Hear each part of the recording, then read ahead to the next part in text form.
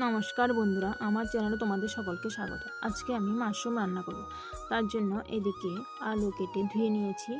মাশরুমগুলো কেটে বেছে গরম জল দিয়ে ভালোভাবে ধুয়ে নিয়েছি।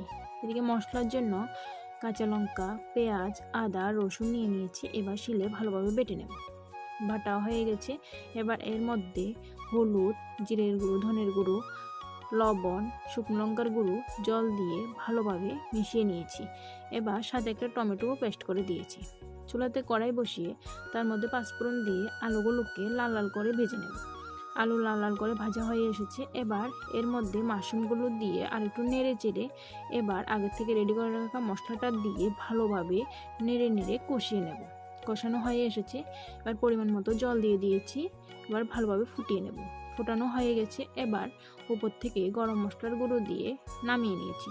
রেডি হয়ে গেছে বন্ধুরা। কে এইভাবে মাশরুম রান্না করো কমেন্ট করে